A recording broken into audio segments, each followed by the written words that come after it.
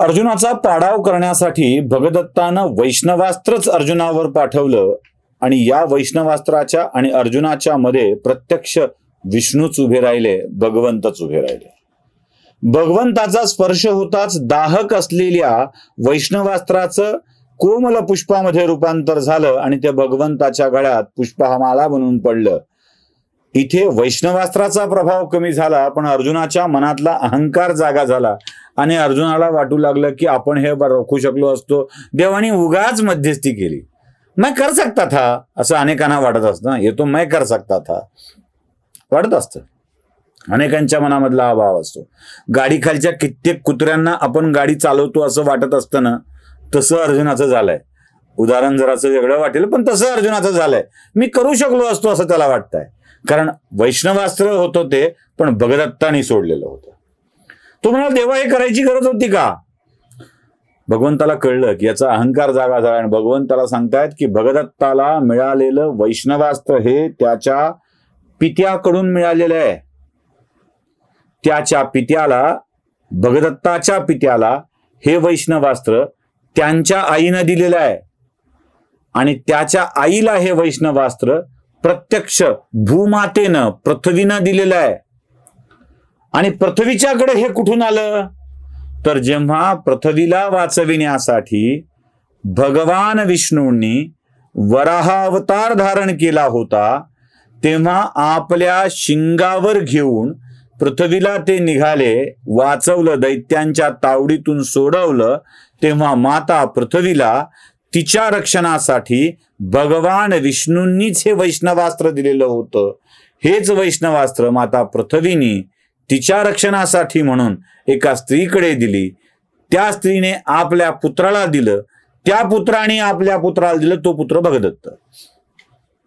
त्यामुळं ज्या अस्त्राचा निर्माता मी आहे, ज्या अस्त्राला मी निर्माण केलं आहे अर्जुना, त्याचा सामना तू करू शकला नसतास.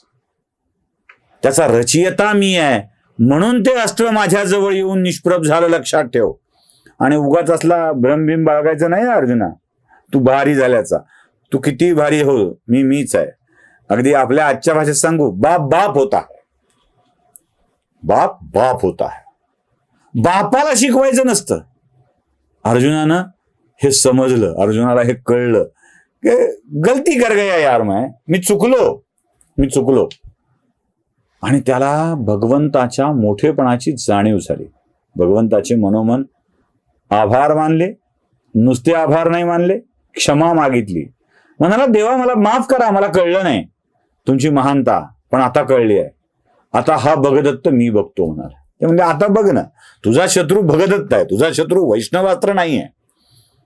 शत्रू कोण आहे हे कळलं पाहिजे बरं का आपल्याला. म्हणजे ही कथा यासाठी आहे की शत्रू कोण आहे हे कळलं पाहिजे. आपली अडचण काय होते? आपल्या शत्रूंनी आपल्या विरोधात वापरलेल्या अस्त्रांनाच आपण शत्रू समजून त्याचा सामना करायला जातो. शत्रू कोण आहे? भगदत्त. शत्रू वैष्णवास्त्र आहे का? नाही. वैष्णवास्त्राला नमन करा आणि चला पुढे. सोपं आहे ना. आताच्या घडीला हिंदुत्वावर अटॅक करणारे, हिंदुत्वावर केले गेलेले आरोप किंवा त्याच्यासाठी पाठवलेली माणसं हे शत्रू आहेत का? नाही. शत्रू कोण आहेत? ज्यांनी आरोप करायला लावलं ते आहेत. वैष्णवास्त्र आहे का आपला शत्रू? नाही. वैष्णवास्त्र धारण केलेला भगदत्त आहे.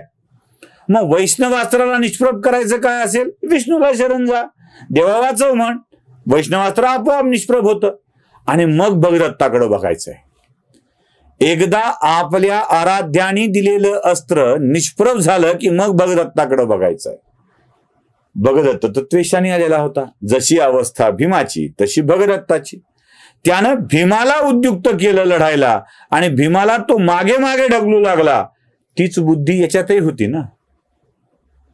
यानं जेव्हा अर्जुन आपल्या अंगावर येऊ लागला हे लक्षात आलं की हाही त्वेषानं पेटून उठला आणि आपल्या हातातलं वैष्णवास्त्र घालून बसला. शक्तिशाली अस्त्र निघून गेलं की भगदत्त आता कमजोर झाला होता आणि भगदत्ताच्या वरती अर्जुनाने प्रहार करायला सुरुवात केली. त्रिगर्त देशाच्या रथदलाची म्हणजे संशप्तकाची जी अवस्था अर्जुनानं करून टाकली होती, तशीच भगदत्ताची अवस्था अर्जुनानं केली आहे. आपल्या बाणांनी भगदत्ताला जर्जर करून टाकलाय. एक बरं असतं, भीम लढत होता, पण जेव्हा अशा पळपुट्यांना आपला पराभव होतो कळतो ना, तेव्हा ते आपल्या पार्श्वभागाला पाय लावून निघून जातात. पळपुट्यांचं वैशिष्ट्य हे असतं, जे चुकीच्या गोष्टीसाठी लढत असतात ते आपण शक्तिशाली आहोत तोपर्यंत लढत देत राहतात, पण जेव्हा कळतं की आपला पराभव होणार आहे तेव्हा ते पुन्हा निघून जातात. तसंच झालंय भगदत्ताचं सुद्धा. संसप्तकाच्या एकूण रसदलाची झालेली त्रेधा तिरपीट त्यानं युद्धभूमीवरती बघितली, अर्जुनाची ताकद बघितली. आपला वैष्णवास्त्राचा माराही उपयोगाचा ठरला नाही हे त्याला कळलंय, आणि ज्या क्षणी अर्जुनाच्या बाणांचा वर्षाव सुरू झालाय त्या क्षणी त्या भगदत्ताने युद्धभूमीहून पळून जायचं ठरवलंय. आता भीम आणि अर्जुन दोघही मोकळे झालेले आहेत आणि ते पुन्हा युधिष्ठिराच्या जवळ जाऊन पोहोचलेले आहेत. द्रोणांच्या मनातल्या योजनांचा थोडीशी गडबड व्हायला लागली आहे. चुकतंय काहीतरी, सुटतंय काहीतरी याची जाणीव द्रोणांच्या मनामध्ये होती. म्हणून द्रोणांनी पुन्हा एकदा नव्याने दोघांना तिकडे पाठवलंय. एक आहे शकुनी. शकुनी हा धूर्त मायावी या प्रकारातला होता. शकुनीकडे जबाबदारी दिली आहे की आता मायावी युद्ध करायचं आहे आणि पांडव सेनेच्या मार्गामध्ये व्यत्यय आणायचे आहेत. आणि दुसरा एक योद्धा आहे जो श्रुतायुध आहे.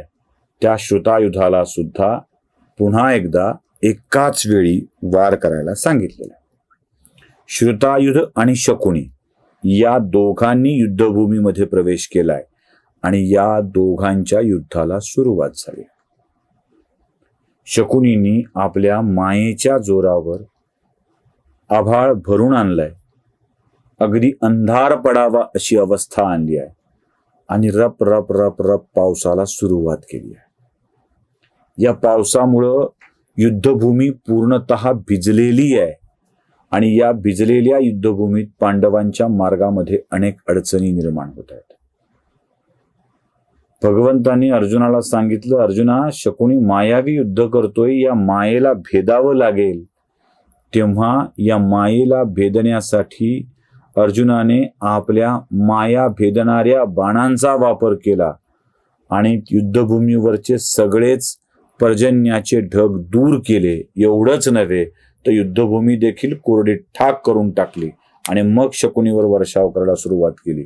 भगदत्तासारखा शकुनी सुद्धा तिथून निघून गेला. आता वेळ होती श्रुतायुधाची. तो काय करणार आहे, काय होणार आहे याचा अंदाज. आता खरं तर ही कथा फार सुरेख आहे, पण ती पुढच्या भागात सांगतो. श्रुतायुध नेमकं काय करतो आणि त्याला कसा फटका बसत असतो पुढच्या भागात.